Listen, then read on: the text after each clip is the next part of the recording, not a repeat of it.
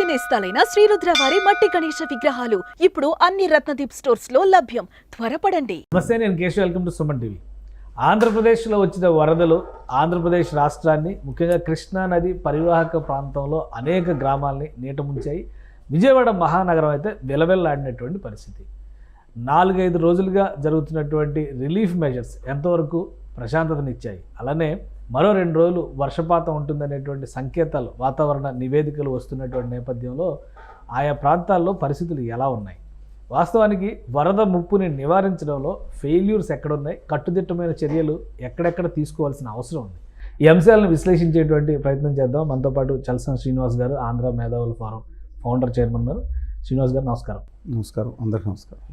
ఈ గత 4-5 రోజులుగా జరుగుతున్నటువంటి ఇన్సిడెంట్స్ ప్రధానంగా కోస్తా ప్రాంతంలో ఒక అల్పపీడనము, దాని వాయుగుండము, దాని ప్రభావం ఇదంతా చెప్పారు.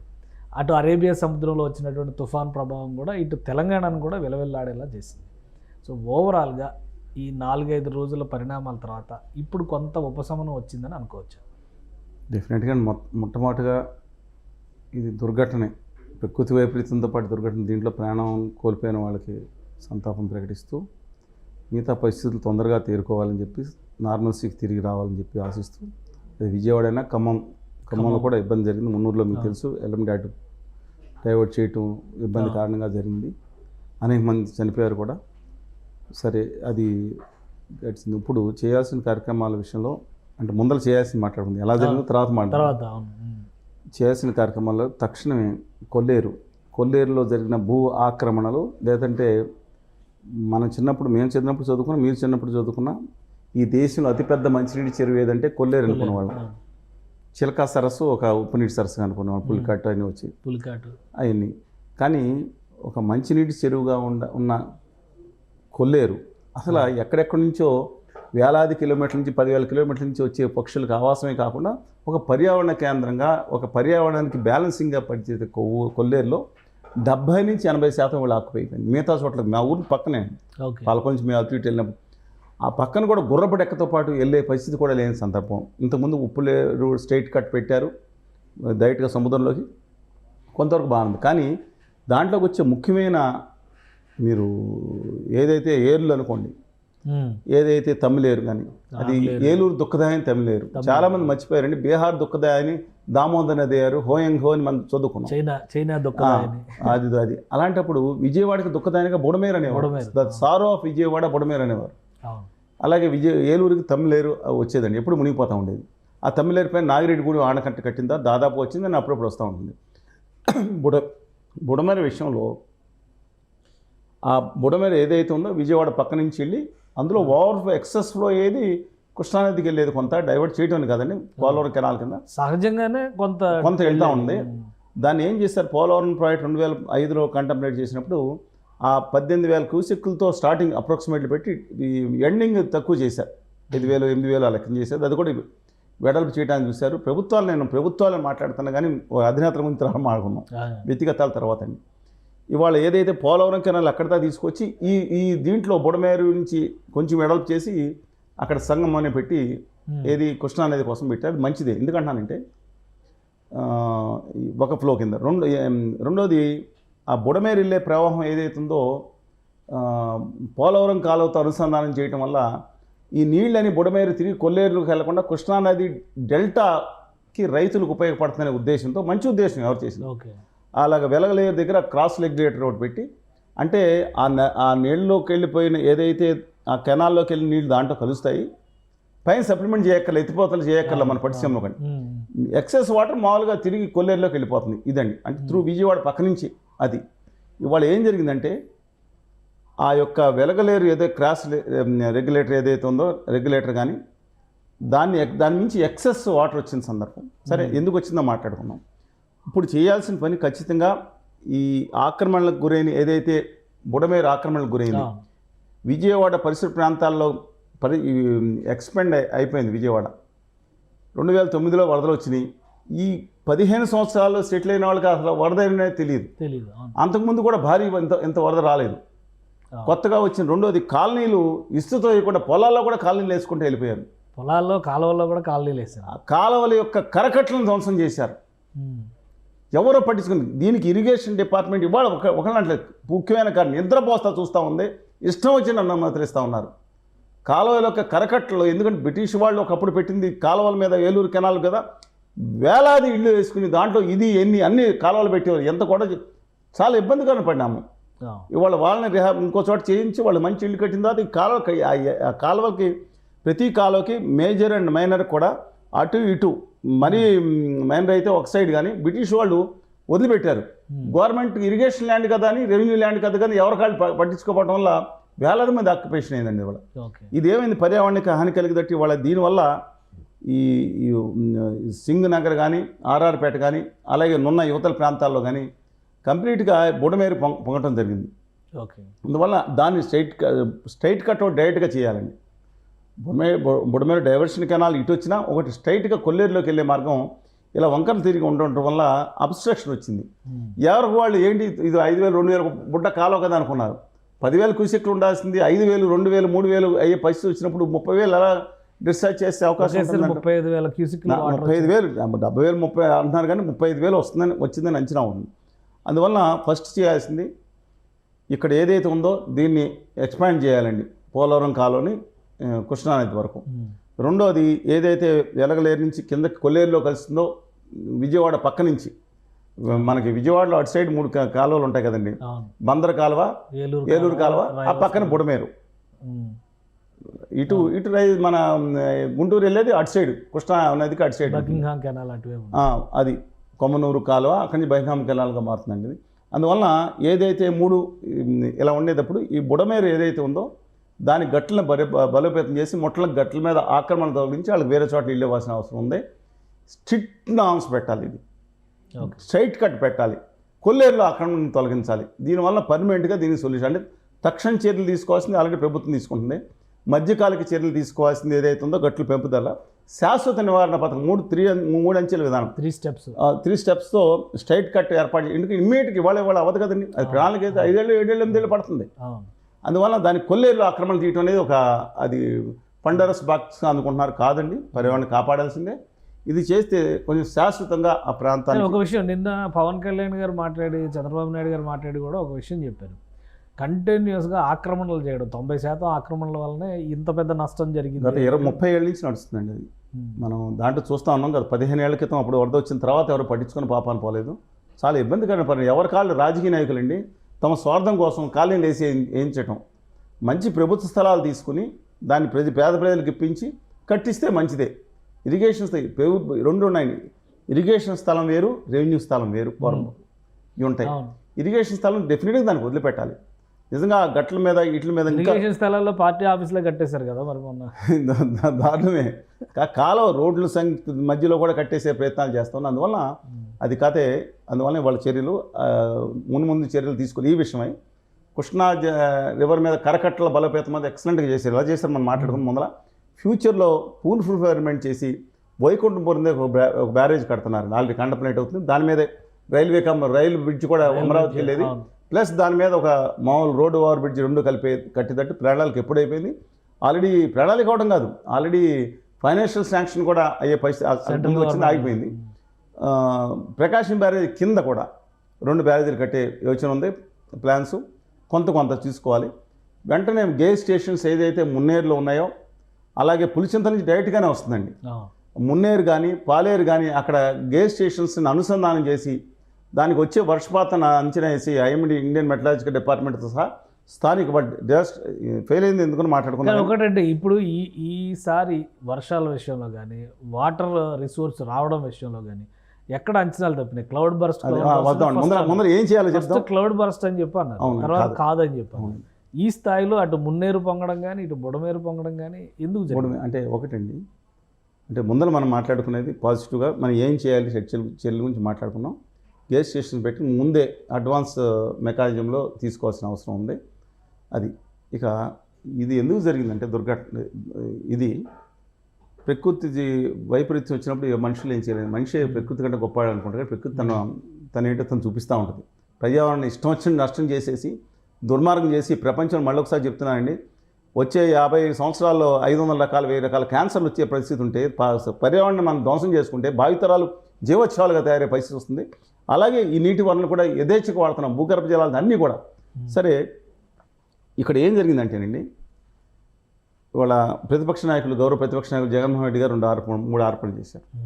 మొత్తం దాని మీద వద్దాం, ఎందుకంటే వ్యాలిడ్గా వాళ్ళు ప్రతిపక్ష హోదా లేకపోయినా ప్రతిపక్ష నాయకుడు ఆయన ముఖ్యమైన.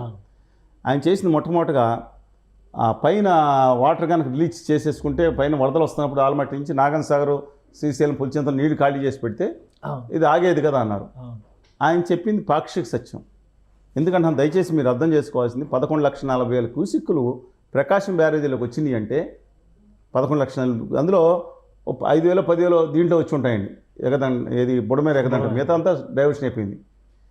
అందులో నాగాన్ సాగర్, నేను డీటెయిల్స్ ఏ రోజు ఎక్కడ రిలీజ్ అయినవి ఉన్నాయి. నాగాన్ సాగర్గా రిలీజ్ అయింది 5,20,000 క్యూసెక్లు అప్రాక్సిమేట్, ఇది మారుతా ఉంటే 5 లక్షల క్యూసెక్లు అయితే వచ్చింది. ఆ నాగాన్ సాగర్కి పులిచింతలు కానీ వ్యాస్ట్ ఎక్స్టెంట్లో తెలంగాణలో కానీ మిగతా చోట్ల పడిన నీళ్ళు అన్నీ కలిపి వచ్చింది 10,000 20,000 క్యూసెక్లు. హాలియా ఒకటి, మూసీ ఒకటి మాత్రమే మేజర్ అండి. మూసీ ప్రాజెక్ట్ ఉంది. మూసీ ప్రాజెక్ట్ కనుక నిండిన తర్వాత దాంట్లో 10,000 క్యూసెక్లు, 15,000 క్యూసెక్లు కూడా 17,000 క్యూసెక్లు రిలీజ్ చేశారు. ఇంకో హాలియా నుంచి ఒక 5,000, మిగతా చోట్ల ఇంకో 5-10,000 వచ్చింది. పులిచింతల నుంచి ప్రకాశం, చిన్న మ్యాప్ మీరు చూస్తున్నారు కదా, పులిచింతల నుంచి ప్రకాశం బ్యారేజ్ ఏదైతే ఉందో ఆ చిన్న ప్రదేశంలో 6 లక్షల క్యూసెక్లు రావటం అనేది ఇది 100-120 సంవత్సరాలు కదా. ఇది నేను చెప్తున్నాను, మనకు తెలిసిన చరిత్రలోని రికార్డు ఇది. క్లౌడ్ బర్స్ట్ అయితే ఏం చెప్పినా కానీ వర్షాలు పడుతున్న సందర్భంలో 6 లక్షల క్యూసెక్లు వస్తే ఎవరిని ఎలా ఆలోచించగలుగుతారు? 100 సందర్భాల్లో ఒకసారి జాగ్రత్త పడాలని సత్యం, దాంట్లో కొంత లోపం ఉండొచ్చు. ఇది ఎలా సాధ్యం అవుతుందండి? జగన్మోహన్ రెడ్డి గారు చెప్పింది పైన నీళ్లు ఖాళీ చేస్తే అక్కడ క్రితంసారి జగన్మోహన్ రెడ్డి గారు పాలించినప్పుడు అప్పుడు వచ్చిన 8 లక్షల క్యూసెక్లు పైన అంత వచ్చినాయి. పైనుంచి వచ్చిన వరద అదే నేను చెప్తున్నాను. ఇంతకుముందు కూడా 2009లో కూడా పైనుంచి ఎక్కువ వచ్చింది. ఈ నేపథ్యం ఇవాళ అకస్మాత్తుకు వచ్చింది. ఐఎండీతో సహా అన్ని డిపార్ట్మెంట్స్ వైఫల్యం నుంచే. దీంట్లో రాష్ట్ర ప్రభుత్వ వైఫల్యం అనేది 1% ఉందేమో అభిప్రాయం మేబీ. కానీ ఎక్కువ వైఫల్యం అనేది మెటలాజికల్ డిపార్ట్మెంట్ చెప్పలేదు. ఇది డెఫినెట్గా ఇది ఒక కన్సర్న్ ఇష్యూ. ఫ్యూచర్లో ఎలా చేయాలనేది కన్సర్న్ ఇష్యూ. రెండో విషయం, ఇవాళ రాష్ట్ర ప్రభుత్వం తీసుకున్న చర్యలను ఎలా అభినందించాలంటే చెప్తాను. దాని ముందు ఇంకొక ఆరోపణ చేశారు. వెలగంటే గేట్లు లాక్లు అనేది ఏదైతే ఏమైందండి, అది దాని మీద పద్యాలను పట్టుకుని మనం ట్రోల్ చేయడం అనేది ఇంకోటి తప్పది. జగన్మోహన్ రెడ్డి గారు చెప్పింది ఏంటి, చంద్రబాబు నాయుడు గారి ఇంటిని ముంచేయడానికి ఇది చేశారని. ఇవాళ కరకట్లు చంద్రబాబు నాయుడు గారి ఇల్లు ఆ కృష్ణా నదికి రైట్ సైడ్ ఉంటుంది. గుంటూరు జిల్లా మెదరాజ్ దాంట్లో. బుడమేరు లెఫ్ట్ సైడ్ ఉంటుంది. మీరు గమనించారు, బుడమేరు అనేది లెఫ్ట్ సైడ్ ఉంటుంది, రైట్ సైడ్ సంబంధం లేదు. కృష్ణానది దాటదు. అక్కడ ఆల్రెడీ ఇల్లు మునిగిపోయింది. చాలామంది మునగలేదు, అదేమన్నా వాళ్ళు ఏదో దాన్ని కాపాడుతుంది. ఎందుకు కాపాడుతామండి? చంద్రబాబు నాయుడు గారు చెప్పారు మునిగిపోయిందని చెప్పారు. అదే వచ్చినాయి అన్నారు. అది జరగలేదు. వీడియో ఎవరన్నా మా మిత్రులు కూడా వెళ్ళి నీళ్ళు వచ్చిందన్నా పోలీసులు ఆగేసుకుంటున్నారు. చెప్పేదండి నేను తప్పేంటి, దాంట్లో పక్క మంత్రి సత్యనారాయణ గారు రాసమే ఒక ఫ్లోర్ పైన ఎక్కడ ఉంటే తాళ్ళేసి దింపారు కదా. అది కట్టకూడదు యాక్చువల్గా. దట్స్ డిఫరెంట్ ఇష్యూ అండి. కానీ అదే వీళ్ళు ఏం చేస్తున్నారు, అదేదో పెద్ద హాస్టల్లో పేద పిల్లలు చదువుకున్న హాస్టల్లో లేదా అంతర్జాతీయ స్మారక చిహ్నం మునిగిపోయిందని ఫీల్ అవుతారండి. మునుగుద్దండి, ఏమైంది? అదేమన్నా పెద్ద చిహ్నమా? దానికి ఒక ఇష్యూ. అసలు నాకు అర్థం విపరీతంగా ఉంటుందండి చర్యలు. అమరావతి మునిగిపోయిందని. అమరావతి అనేది ధరణికోట దగ్గర ఉన్న అమరావతి గ్రామం ఏదైతే ఉందో ఎప్పుడో బుద్ధుడి దగ్గర నీళ్ళు వస్తూ ఉంటాయి. అది చూపించి అమరావతి పిచ్చి ఫోటోలు వేయటం. ఇంత అమరావతి మునగలేదు. అమరావతి అనేది వేరండి. ధరణికోట దగ్గర ఉన్న ఆ అమరావతి అనే గ్రామంలో కొంత మునిగిమాట ఎప్పుడు వస్తుంది. 3 లక్షలు వస్తాయి. కానీ 29 గ్రామాల అమరావతి వేరండి. ఇది దీంట్లో రాజధాని ప్రాంతంగా గుర్తించిన అమరావతి శుభ్రంగా సెక్రటరీ సహా 25 భవనాలు ఉన్నాయి. అక్కడ ఉన్నాయి. ఎక్కడ ఒక దాంట్లో నీళ్ళు వచ్చినాయా, నీళ్ళు ఎక్కడ వచ్చినాయా? ఓన్లీ ఏంటంటే మా మంచి సత్యనారాయణ గారిని మనీ స్పిన్నింగ్ సెంటర్ ఉందండి. దాని పక్కన ఏదైతే ఉందో దాంట్లో అవుట్ఫ్లో స్లూయిసెస్ ఏదైతే ఉన్నాయో ఆ స్లూయిస్ ఏదైతే ఉన్నాయో అది రివర్స్ జరగడం వల్ల అక్కడ డ్యామేజ్ అవుతుందని అక్కడ ఒక 1.5 రోజుల పాటు గట్టిగా కష్టపడి పనిచేశారు. హైకోర్టు కూడా సెలవులు మీరు సెలవులు తీసుకోమని గవర్నమెంట్ సజెస్ట్ చేసింది 2 రోజులు. అయినా న్యాయమూర్తులు మేము పనిచేస్తాం అని చెప్పి నిర్ణయించుకున్నట్టున్నారు. కరకట్ల విషయంలోనే ఎక్సలెంట్ మేనేజ్మెంట్ చేశారు. 11,40,000 క్యూసెక్లు వస్తే ప్రభుత్వం కూడా కాన్సన్ట్రేషన్ దాని మీద చేసింది. కరకట్లు కనుక తెగిపోయి ఉంటే నేను చెప్తున్నానండి, ఒకవైపు రేపల్లె వైపు కానీ కొన్ని చోట్ల చాలా వీక్గా ఉన్నాయి. రాత్రిపూట ఊళ్ళో నేను చెప్తాను కొట్టుకుపోయి అక్కడ ఎవరన్నా కావాలని చేస్తానే ఉద్దేశంతో విజిలెన్స్ పెట్టి ఎక్కడైనా పొరపాటున జరుగుతుంటే యుద్ధ ప్రాతిపదిక మీద పూర్తి చేశారండి. ఇది excellent job done by the government, absolutely no second thought in that. మీరు విమర్శలు చేస్తారు. రాత్రిపూట మంత్రులు అనగాని సత్యప్రసాద్ కానీ అక్కడ కాదు, వాళ్ళందరూ రేపల్లో ఎక్సలెంట్ అనగా సత్యప్రసాద్ ఎక్సలెంట్ పర్సనాలిటీ, ఆయన పాపం నిబద్ధత ఉన్నాయన, అలాగే మిగతా వాళ్ళు కూడా అధికారులు కూడా అక్కడ వరకు. ఇప్పుడు పాయింట్ ఎక్కడ వచ్చిందంటే బుడమేరండి. ఈ బుడమేరు విషయంలో వీళ్ళు తప్పిదం చేశారు. ఎందుకంటే బుడమేరులో నీళ్లు వస్తున్నాయని అక్కడ అంటే మానిటరింగ్ వ్యవస్థ పెట్టుకోవాలి, అంచనా లేదు. 10,000, 5,000, 15 క్యూసెక్లు వస్తాయి కదా, కానీ కృష్ణానదిలో 11,40,000 వచ్చినప్పుడు ఎగదవుతుంది వెనక్కి. కాంటూరులో 17 ఫీట్లు ఉన్నప్పుడు 15 ఫీట్ల ఎత్తులో వస్తుంటే ఏం చేస్తుందండి, అది ఊళ్ళోకి డైవర్షన్ అవుతుంది వెలగలేరు నుంచి. అది లేదా కొట్టేస్తుంది కూడా. మీరు గేట్లు ఎత్తకపోయినా ఆ గేట్ల మీద 3 అడుగులు ఎత్తుకుని ప్రవాహం సాగుతుంది, ఏం చేద్దండి, గేట్లు కొడుతుంది. కానీ మొట్టమొదటి అది మనం అనివార్యం నిజంగా, కానీ చేయాల్సిన ఒకే తప్పు జరిగింది. ఏంటంటే అంచనా వేసిన ఇరిగేషన్ శాఖ, మున్సిపల్ శాఖ, ఈ రెండిట్లో ఎవరు చేయాలో కూడా పరిగణన లేదు. రాత్రి మళ్ళీ కూర్చోవాలి ముందు, తర్వాత కష్టపడతాను వేరే సంగతి. అది విఫలమయ్యారు. రెండోది 31 రాత్రి నుంచి మొదలైన నీళ్ళు నెమ్మదిగా వచ్చినా సరే ఊళ్ళోకి వచ్చేటప్పుడు 1వ తారీఖు, అంటే కొన్ని ప్రాంతాల ముందు రావచ్చు, ఎక్కువగా 1వ తారీఖు ఉదయం 6-7 గంటల నుంచి మొదలైనాయండి. కింద నీళ్లు వస్తున్న సందర్భంలో పబ్లిక్ అడ్రస్ సిస్టమ్ పెట్టి ఎంత వరద వస్తుందో అందరూ జాగ్రత్తగా సురక్షిత ప్రాంతాలకు తరలి వెళ్ళాలనేది విఫలమే, మాత్రం దారుణం విఫలం జరిగిందండి. ఎందుకంటే అక్కడ చనిపోయిన మీరు చూశారు, ఎలాంటి దాంట్లో 10 మంది అన్నారు, 15 మంది అన్నారు, ఆచూకీ దొరకని వాళ్ళు 100ల సంఖ్యలో ఉంటారు. అంటే అందరూ చనిపోయినట్టు మనం అనుకోలేమండి. కానీ మీరు అనుకున్న దానికంటే కొంచెం వరద తీవ్రత తగ్గిన తర్వాత కానీ తెలియదు, మళ్ళీ తిరిగి వాళ్ళ ప్రాంతాలకు వస్తారు. మీరు అనుకున్నట్టు చిన్న విషయం కాదు, అది చాలా బాధాకరమైన విషయం. కానీ అలాంటి జరగకుండా చూడాల్సింది పబ్లిక్, ఇది ఈ ఫ్యూచర్లో ఎలాంటి తప్పులు జరగకుండా చూడాల్సింది పబ్లిక్ అడ్రస్ సిస్టమ్ పెట్టి మిగతా వాళ్ళని కనీసం బాగా లోతుగా ఉన్న ప్రాంతాల్లో, అది చాలా చిన్న ఎవరుంటారండి సింగనగర్లో, ఎక్కువ మంది కార్మికులు, మధ్యతరగతి, దిగువ మధ్యతరగతులు, అలాగే ఆర్ఆర్పేట, ఇక ఈ రాజకీయ నాయకులు వేయించిన వాంబే కాలనీలు కూడా జాగ్రత్తగా చూసుకుని కట్టాలి. కాలనీ ఇవన్నీ కూడా జాగ్రత్తగా చూసుకుని అసలు ముంపులేని ప్రదేశాలు కట్టాలి. చాలా అమాయకులు, మామూలు వాళ్ళు, అల్పాదాయ వర్గాల వాళ్ళు పాపం అక్కడ ఉన్నప్పుడు వాళ్ళ మీద ఎక్కువ కేర్ తీసుకోవాలి కదా, ఎక్కువ అంతస్తు, పెద్ద అంతస్తు తీసుకెళ్ళరు కదా పైకి. అవి చాలా ఇబ్బంది జరిగింది కదా, ప్రాణ నష్టాలు కూడా అక్కడ జరుగుతున్నాయి కదా. అందువల్ల ఆ దాంట్లో ముఖ్యమైన చర్యలు తీసుకోవాల్సిన అవసరం ఉంది. దాంట్లో ఒక డిజాస్టర్ మేనేజ్మెంట్లో ఆ విషయంలో ఫెయిల్ అయ్యారు. కానీ ఒక విషయం, ఇప్పుడు ఈ ఓవరాల్ దానిలో ఆస్తి నష్టం కానీ పంట నష్టం కానీ ఏ స్థాయిలో, ఇప్పుడు ఆల్రెడీ కేంద్ర బృందం కూడా వచ్చి పరిశీలన చేస్తుంది, ఇంకా జాతీయ విపత్తుగా ప్రకటించాలని రాష్ట్ర ప్రభుత్వాలు డిమాండ్ చేస్తున్నాయి. తెలంగాణలోనూ ఆంధ్రలో 2 చోట్ల. అసలు విపత్తు అంచనాల ప్రకారం చూస్తే నష్టం ఎంత మేరకు జరిగి ఉండదు? పంట నష్టం అనేది అంచనా వేయడానికి దాదాపు అక్కడ 1,40,000 ఎకరాలు సబ్జెక్టు కరెక్షన్ అండి లో పంట నష్టం. దీనివల్ల ఓవరాల్గా కూడా జరిగింది. ఇప్పుడు ఇంకా వర్షం రావడం వల్ల మనకు చాలా దెబ్బ తగ్గుతుందండి. మొత్తం రైట్ టైంలో నీళ్ళు ఇవ్వటం వల్ల మిగతా కాలువల ద్వారా మొత్తం పుష్కలం ఆకు నార్మల్ వేసుకున్నారు, ఊడ్చుకున్నారు అంతా. ఈ విషయంలో మాత్రం కమర్షియల్ క్రాప్స్ విషయంలో చాలా దెబ్బ తగ్గే అవకాశం ఉందండి, మిగతా క్రాప్స్ కూడా. అందువల్ల అది అంచనా.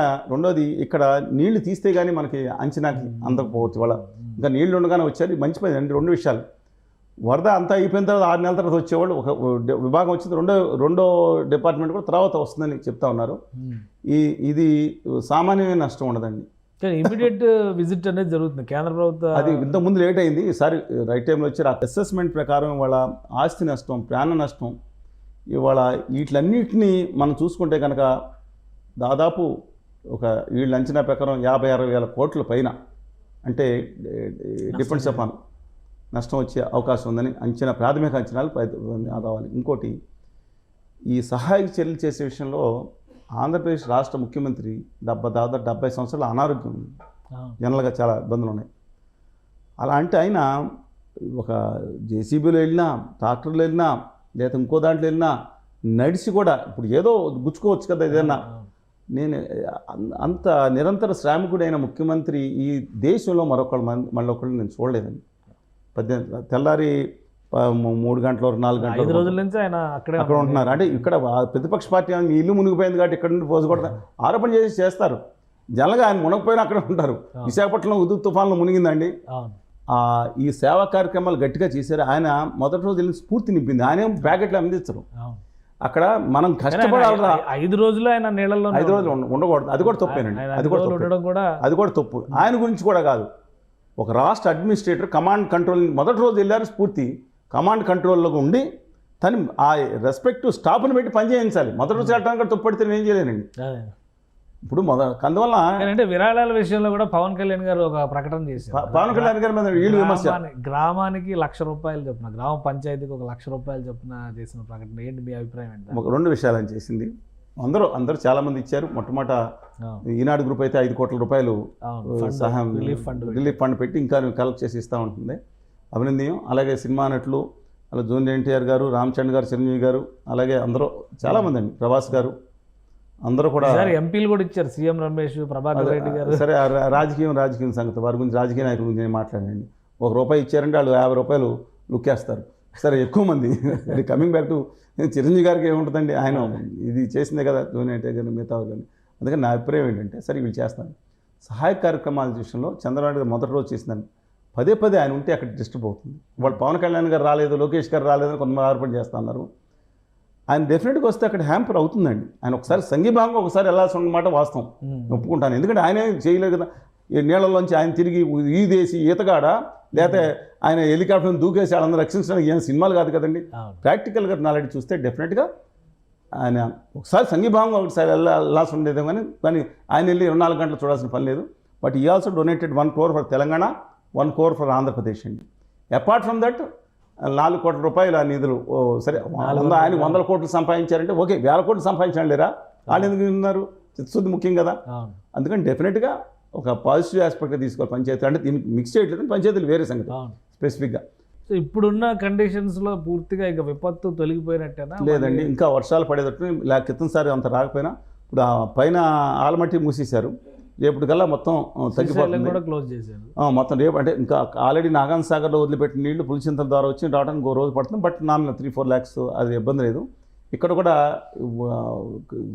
ఏది ఉగ్రరూపం ఎత్తిన కృష్ణ వాళ్ళ శాంతియుతం ఇంకా చల్లబడిపోయే అవకాశం ఉంది. కానీ ఇంకా నీళ్లు ఇక్కడ తీయలేదు. ముఖ్యంగా పారిశుద్ధ్యం అండి, అంటువ్యాధులు వచ్చే అవసరం, మలేరియా, కలర్, ఎన్నిసార్లు ఇబ్బందికరం. పారిశుద్ధ్యం మీద మొట్టమొదటి దృష్టి పెట్టాలి. దాని మీద ఫైర్ సర్వీస్ని వాడుకుంటున్నారు, సంతోషం. సెకండ్ పాయింట్ ఏదైతుందో విద్యుత్తును పునరుద్ధరణ, సహాయ కార్యక్రమం. నీళ్ళలో అన్ని తడిసిపోయినాయి. వాళ్ళు భిక్షగాళ్ళు కాదండి, ఇవాళ నుంచి రైట్ఫుల్గా ఇల్లు కట్టుకున్నారు, ఇవాళ నుంచి ఇస్తున్నారు. మిగతా వాళ్ళు చాలామంది సహాయ కార్యక్రమాలు చేశారు. వాళ్ళందరినీ మనం అభినందించాలండి. ప్రతి ఒక్కళ్ళని పేరుని అభినందించాలి, రాజకీయాలన్నీ దీంట్లో. కానీ ఆఖరి వైపు వెళ్ళలేదు కదా కార్యకర్తలు, కొంతమంది వాలంటీర్స్ ఆ లోతట్టు ప్రాంతాలకు వెళ్ళలేకపోయారు. చాలామంది అదృష్టం కూడా అయిపోయారు. అంటే ఆ వరవడి తగ్గిపోతే ఇదంతా బయటకు వస్తుంది. ముందర వాళ్ళని కాపాడాలి. ఎందుకంటే అంటువ్యాధులు వచ్చే అవకాశం ఉంది. అంతా వాటర్ ఇంకా స్టాగ్నేటెడ్ ఏరియాస్ ఉంటాయి. పైన ఆకాశం కూడా మేఘావృతం ఉండటం, ఎండ లేకపోవటం వల్ల సూక్ష్మజీవులు విధించే అవకాశం ఉంది. డెఫినెట్గా దాని మీద ఇప్పుడే అసలు జాగ్రత్తలు ఇంకా ఎక్కువ తీసుకోవాలి. చాలా క్లియర్గా ఇవాళ జాగ్రత్తలు తీసుకోవాల్సి ఉంటుంది. నేను చెప్పిన తక్షణ చర్యలు, మధ్యకాలిక చర్యలు, పూర్తి చర్యలు, వీటి మీద దృష్టి పెట్టాల్సి ఉంది. ఇలాంటి విపత్తు మరొకసారి రాకుండా మనం అనేది ఎంత 11 లక్షల శాశ్వత నివారణ పథకాలు కూడా ఇప్పటి నుంచి చేపట్టాలి. ఇంకో విషయం కూడా చెప్తాను. రాష్ట్ర ముఖ్యమంత్రులు, తెలంగాణ కానీ ఆంధ్రప్రదేశ్ కానీ ప్రతిపక్ష నాయకులను కలుపుకుని వెళ్ళాల్సిన అవసరం. నేను అక్కడ పినరయి విజయన్ గారు ఇంతకుముందు వరదలు వచ్చినప్పుడు రమేష్ చెందితల కానీ ప్రతిపక్ష నాయకుడిని హెలికాప్టర్లో తీసుకెళ్ళాడు. వాళ్ళు ఒప్పుకోరు. ఎవరో వీరామలు ఆయన తీసుకెళ్ళడానికి, వీళ్ళని తీసుకెళ్ళడానికి అంటారు. కాదండి, వీళ్ళు ఒప్పుకోవడం కాదు. ఆ సీఎం గారు పిలిచి వాళ్ళు ప్రతిపక్ష నాయకుడు వీరామాలు ఉంటారు. వీళ్ళ వీరామలు నువ్వు వెళ్ళడానికి వీల్లేదు అంటారు. ఉదాత్త హృదయంతో నిజంగా వీళ్ళందరూ కలిసి పోరాడితే ఆంధ్రప్రదేశ్ భావితరాలు యువత పరిస్థితి ప్రత్యేక హోదా హామీలు వచ్చే కదా, అందరూ కలిసి పోరాడితే విశాఖ ఆగిపోయేది కదా, పర్మనెంట్గా బ్రహ్మాండంగా ఉండేది కదా. వీళ్ళు మాత్రం ఒకళ్ళొకళ్ళు దెబ్బ ఏంటంటే రాజకీయాలు. ఆయన వచ్చి ప్రతిపక్ష నాయకుడు గారికి డెఫినెట్గా జగన్ గారి every right to come and inspect అండి, అబ్సల్యూట్లీ. రాజకీయం ఒకసారి రాజకీయ ప్రతిభావది కాకూడదు. ఇంకోటి కూడా కృష్ణలంక గురించి మేము చెప్పాలి. ఎప్పుడు కృష్ణానదిలో వరదలు వచ్చిన 4 లక్షల కోసం మురిగిన కృష్ణలంక ఎన్ని కనపడింది. రామలింగేశ్వర నగర్ అస్సలు ఇవాళ 95% మందికి ఎలాంటి ఇబ్బంది లేకుండా ఉందంటే అక్కడ ప్రొటెక్షన్ వాల్, రిటైనింగ్ వాల్ ఏదైతే కట్టారో అద్భుతం అండి. అది జగన్మోహన్ రెడ్డి గారు పూర్తి చేసి, నేను I'm not everybody due to the credit తీసుకోవాల్సిందే. 2011లో కాంటెంప్లేట్ చేశారు. చంద్రబాబు నాయుడు గారు వచ్చిన తర్వాత మొదలు పెడతాం కదా, చాలా తరం కంప్లీట్ అయింది. 60%, 50% what ever it may be complete అయింది. మిగతాది అది స్టేజ్ 1, స్టేజ్ 2 అండి. స్టేజ్ 3 ఇంకా 80 కొద్ది దాటిన చేయాల్సి ఉంది.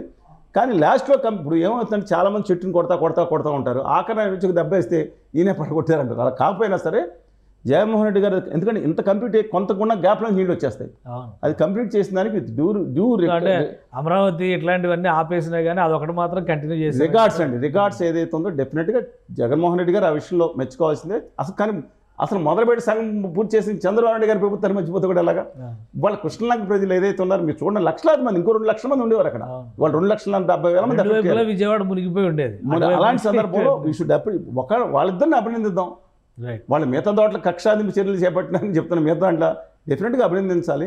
బట్ ముందు జాగ్రత్త చర్యలు అన్నీ తీసుకోవాల్సి ఉంది. మరొకసారి ఇలాంటి విపత్తు రాకుండా రాష్ట్ర ప్రభుత్వం ఇక్కడ అవ్వచ్చు, రేపొద్దున నెల్లూరు సంగమ ఎక్కడన్నా అవ్వచ్చు అండి. రేపొద్దున మిగతా మా గోదావరిలో మేము వరదల్లో ఉన్నాం వాళ్ళం. మేము గోదావరి వరదల్లో ఉండి మా ఇంట్లోంచి బోట్లు వేసుకుని వెళ్ళిన వాళ్ళం. ఆ బాధ తెలుసు, కష్టం తెలుసు.